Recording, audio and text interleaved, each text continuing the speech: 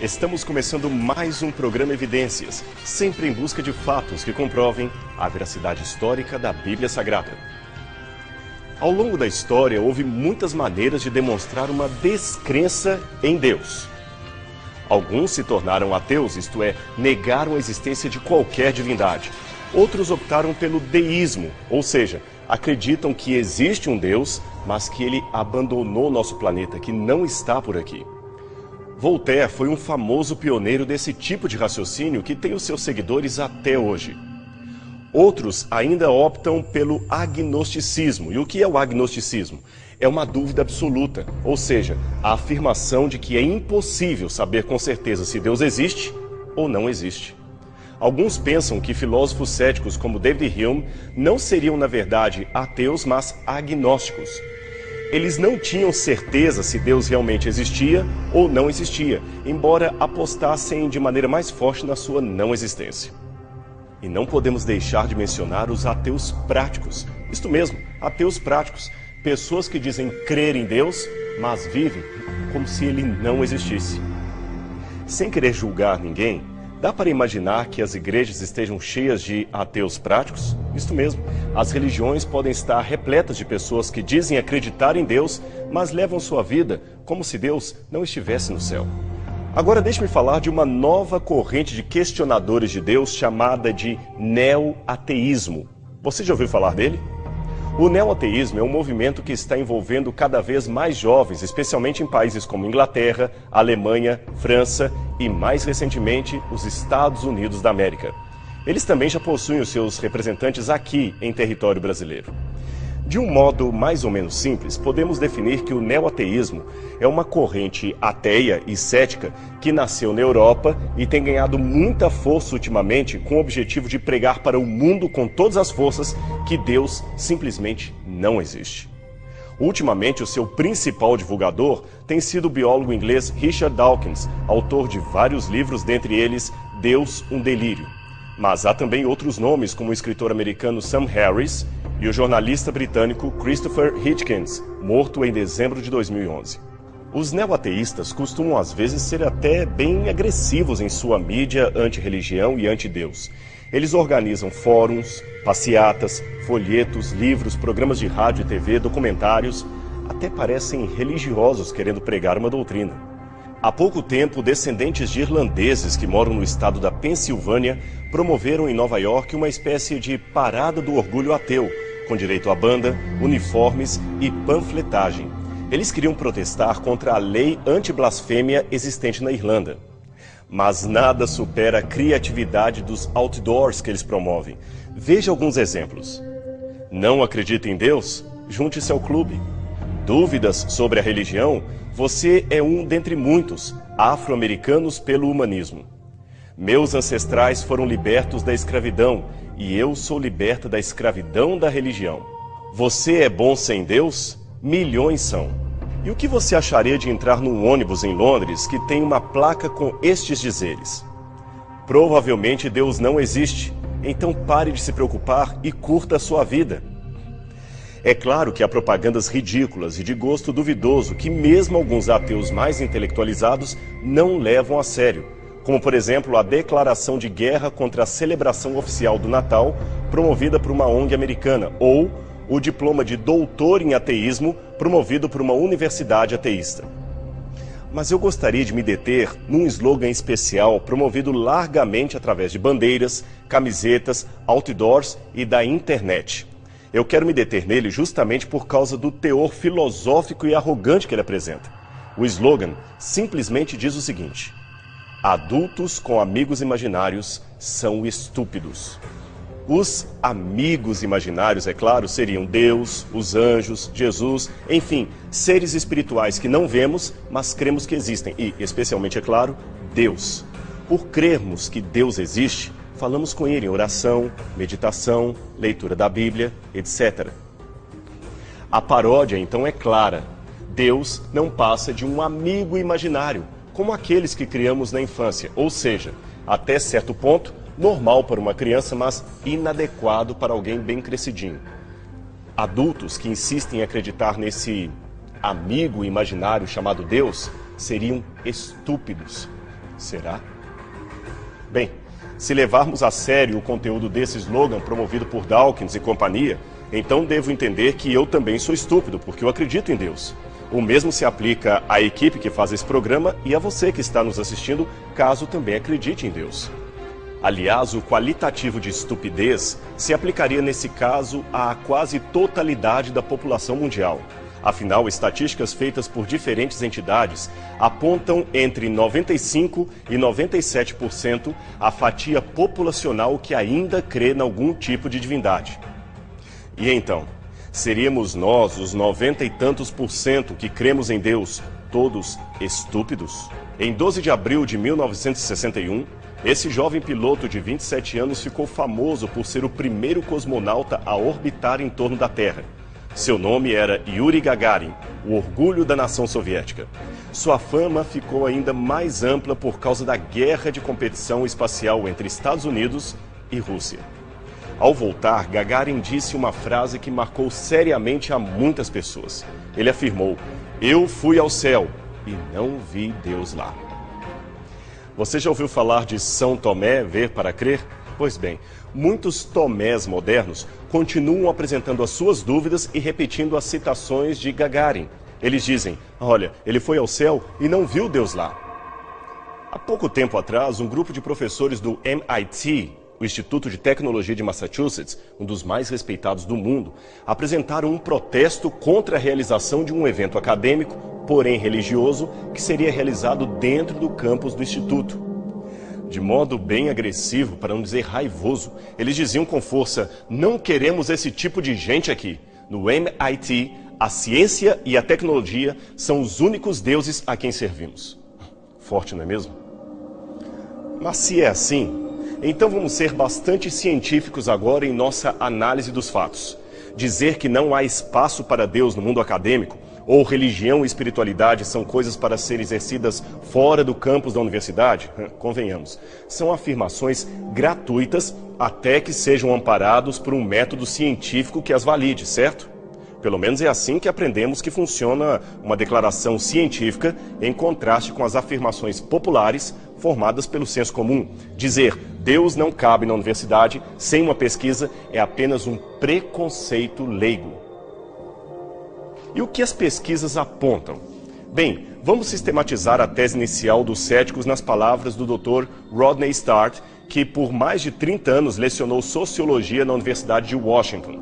Ele afirmou: "Na época do Iluminismo, muitos intelectuais do Ocidente anteciparam com ardor a morte da religião, do mesmo modo que os judeus esperavam a vinda de um Messias. Os mais notórios nomes da sociologia, antropologia e psicologia tinham quase unanimemente expressado sua confiança de que, se não seus filhos, certamente seus netos, viveriam para ver o despertar de uma nova era, na qual, parafraseando Freud, as ilusões infantis da religião teriam desaparecido."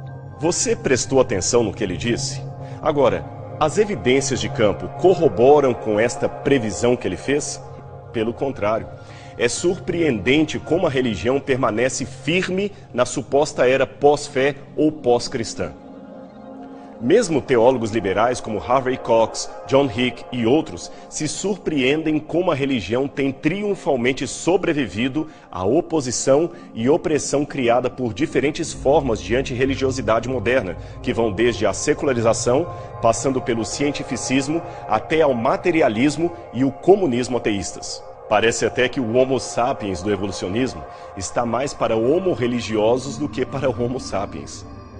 Agora vamos a algumas pesquisas de campo e pesquisas laboratoriais que têm a ver com este assunto da razão e fé, Deus, academia, etc. O Dr. Herbert Benson está há mais de 35 anos à frente do Instituto Mente e Corpo da Faculdade de Medicina da Universidade de Harvard. Ali mesmo em Harvard, por décadas, o Dr. Benson tem se dedicado a pesquisas que mostram como a meditação e a fé em Deus melhoram a saúde.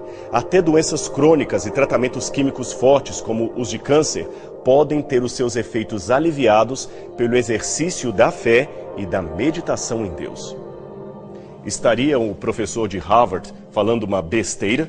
Estaria ele errado em propor um estudo laboratorial sobre a fé da humanidade? E um detalhe, ele é bem específico em dizer fé em Deus, não fé numa potencialidade interna ou no exercício do poder do pensamento positivo. O seu assunto é espiritualidade e não otimismo mental.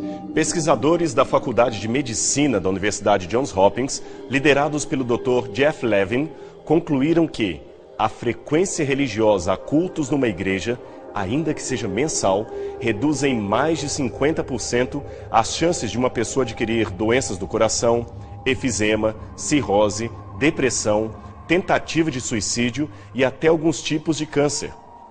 Será que aquilo que Dawkins chamou de estupidez em acreditar em amigos imaginários é mesmo uma estupidez? E em caso positivo, que estupidez é essa que traz tantos benefícios? E o nosso questionamento não para por aí. Mais recentemente, dois famosos neurocientistas, os doutores Andrew Newberg e Mark Waldman, lançaram o livro Como Deus Muda Sua Mente. Foi uma revolução no mundo da neurociência. Este livro é uma versão popular de pesquisas feitas por esses especialistas e uma longa lista de acadêmicos em medicina da Universidade da Pensilvânia. Mesmo não tendo nenhuma agenda religiosa e apostando na existência de Deus como uma possibilidade, mas não uma certeza, estes pesquisadores detectaram os bons efeitos da fé sobre o nosso cérebro. E não uma fé qualquer, eles estão falando também de espiritualidade, meditação e, por mais estranho que pareça, fé em Deus. Outros cientistas também fizeram pesquisas semelhantes e independentes e chegaram não apenas a resultados parecidos, como também apresentaram conclusões adicionais ainda mais fortes à teoria do chamado ponto divino no cérebro humano. Dentre estes estão os doutores Justin Barrett, antropólogo, psicólogo experimental e professor da Universidade de Oxford, e Jordan Grafman, chefe do Departamento de Neurociência Cognitiva do Instituto Nacional de Distúrbios Neurológicos e Derrame. Grafman é ainda autor de uma das pesquisas mais recentes sobre o assunto, que foi publicada na conceituada revista científica Proceedings of the National Academy of Science. O que esses pesquisadores concluíram é que a mente humana foi projetada para crer num ser superior.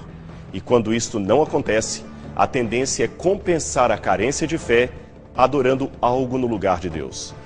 Alguns desses autores, como o próprio Dr. Newberg, que nem é religioso praticante, sugeriu que a ciência deveria levar a sério esse assunto, estudando o que eles chamam de neuroteologia, um termo hoje aceito por vários especialistas de várias áreas. É lógico, porém, que isto não implica em provar pela ciência as doutrinas da fé ou a veracidade desta ou daquela religião. Isto nem prova necessariamente a existência de Deus, apenas aponta para o fato de que nós nascemos com propensão para nos voltar a algo superior que tem todas as características de Deus. Quanto às verdades da fé, por exemplo, saber se Jesus é mesmo Filho de Deus ou se o Apocalipse finalmente cumprirá todas as suas profecias, estes são temas de outro departamento que não podem ser avaliados à luz do método científico. Essas pesquisas, repetimos, se limitaram a comprovar que a nossa mente é estruturada para crer. Noutras palavras, a nossa natureza humana foi projetada para raciocinar, levando em conta a realidade espiritual do universo em nosso redor. Logo, querer exigir que um aluno ou pesquisador universitário deixe do lado de fora da faculdade a sua fé, querer que ele veja apenas o aspecto material da realidade, ignorando ou negando outros aspectos espirituais ou divinos, equivale, em última instância, a pedir que ele interrompa os mecanismos normais do raciocínio humano, que se limite a ser cético e materialista. Ora, isto é uma negação da capacidade de raciocínio do ser humano, para não dizer uma mutilação arbitrária de suas potencialidades cognitivas. É como dizer a um pássaro: eu sei que você nasceu com potencialidades e propensão para voar, mas aqui nesta faculdade não acreditamos no voo. Então, se quer estudar aqui, esqueça as nuvens. Ande sempre como se nunca pudesse bater asas e alcançar o céu. Agora, não sejamos simplistas. É claro que a explicação religiosa ou teológica não deve ser a única ou exclusiva possibilidade aventada.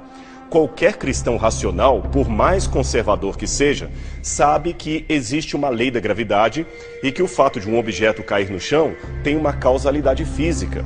Não precisamos buscar a priori um agente divino ou um agente diabólico para derrubar aquele objeto no solo, nem invocar as forças do demônio para explicar a inflação. Também não é o estudo da gramática a partir da Bíblia Sagrada que vai fazer o meu português ficar mais aguçado e erudito.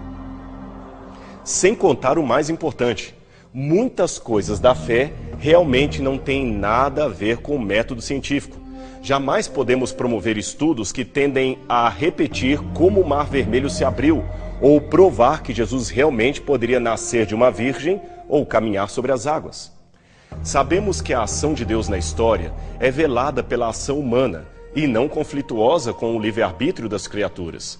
Logo, a verificabilidade desta ação divina muitas vezes escapa à análise laboratorial.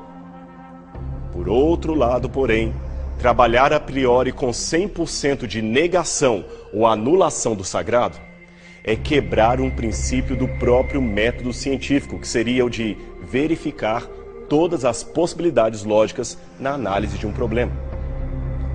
Sendo assim, por que seria anticientífico trabalhar com a hipótese de um criador para justificar o surgimento do universo? Ou fazer uma oração no momento de iniciar um teste de matemática?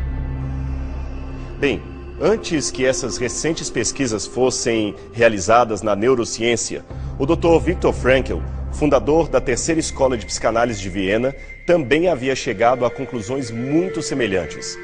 Como psicanalista, ele afirmou que o ser humano foi projetado para crer num ser superior e adorá-lo. E mais, neuroses sérias poderiam decorrer da mera negação desta realidade do nosso ser. E você deve estar se perguntando qual foi a reação dos ateus em relação a estas pesquisas. Afinal, muitos acadêmicos de diversas outras áreas também chegaram a estas conclusões acerca da relação íntima entre o nosso cérebro e a fé em algum tipo de Deus. E então, o que disseram os ateus acerca de tudo isto? Bem, eles também admitem essa projeção para o sagrado. Aliás, até mesmo Darwin admitiu isto ao dizer em seu livro A Origem do Homem, escrito em 1871, que a disposição humana para crer em agentes espirituais é incrivelmente uma predisposição universal. Mas a explicação de um ateu, é claro, é bem diferente e bem interessante. Inspirados em Sigmund Freud, o pai da psicanálise, que também era ateu, eles dizem que a fé e a busca do sagrado é uma ilusão infantil danosa que precisa ser superada pelos seres humanos. Alguns chegam a ser mais radicais ainda, como o escritor e psicólogo clínico Darrell Ray, autor do livro O Vírus de Deus. Ele declara que a religião é um parasita que atinge o cérebro e enfraquece a pessoa. A mudança de hábitos, a conversão a uma nova fé religiosa é para ele o sintoma deste vírus que atinge a mente, e isto só se resolve com tratamento especializado. Imagine então que um traficante de drogas que abandonou o narcotráfico porque se converteu para uma religião seria na verdade alguém acometido por uma doença que precisa ser curado. Tratá-lo nesse caso equivaleria a fazer com que ele volte para o crime? Irônico, não é mesmo? As evidências não apenas mostram que a fé é algo bom, mas também mostram que ela é totalmente compatível com o mundo acadêmico. Aliás, uma enquete feita em 2007 com 1.646 acadêmicos de 21 renomadas universidades americanas demonstrou que 60% de todos os físicos, químicos e biólogos entrevistados afirmavam com segurança: eu creio em Deus. Essa pesquisa foi publicada no próprio ano de 2007 na revista indexada Social Problems, especializada em assuntos de sociologia. E então, seriam mesmo estúpidos aqueles que creem em Deus, ou como dizem os neoateístas, aqueles que creem em amigos imaginários? Se isto é verdade, estamos na pior crise intelectual de todos os tempos, pois títulos de mestrado e doutorado estão sendo conferidos a pessoas estúpidas. Alguém certa vez comparou a crença a Deus a acreditar em Papai Noel, mas eu nunca vi título de PhD sendo dado a alguém porque admite a existência de Papai Noel. Mas muitas pessoas que acreditam na historicidade do Gênesis têm os seus títulos conferidos por respeitadas universidades ao redor do mundo. E o que é pior, pessoas que mostraram altíssimos resultados em testes de QI ou aptidão intelectual. Então, seria o estúpido que crê em Deus um inteligente? Seria o estúpido um gênio? Eu pensava que estupidez e inteligência eram coisas opostas. Ou será que o conceito de estupidez dos neo-ateus não passa de preconceito e racismo intelectual? Seria democrático uma universidade impedir um aluno ou pesquisador de refletir racionalmente sobre a sua fé? Creio que não. Agora, por outro lado, nós que nos dizemos crentes em Deus, não devemos jamais pagar o mal com o mal, o xingamento com outro xingamento. O que Jesus disse é: amai vossos inimigos e orai pelos que vos perseguem. Esta foi a ordem do Mestre. Se você crê em Deus, tem que cumprir isto ao pé da letra. Ademais, devemos nos conscientizar que muitas vezes uma pessoa que se diz ateia está apenas negando a caricatura de Deus que falsos religiosos desenharam para ela. Um Deus tão amargo, frio, fanático ou até sem graça, que eu mesmo o rejeitaria se a única imagem que eu tivesse dele fosse esta. Por outro lado, alguns ateus apontam tantos erros cometidos em nome da fé, reconhecidos erros como Guerra Santa, Inquisição, atentados, etc., que acabam imitando o modelo que eles tanto denunciam. Portanto, cuidado. Se você é um desses ateus militantes que ataca com tanta força a fé por causa dos erros que ela cometeu no passado e acentua demais esses erros, novamente, cuidado. Pois quando você contempla demais o abismo também contempla você. E foi um ateu que nos advertiu disto. O seu nome? Friedrich Nietzsche. Vamos lá.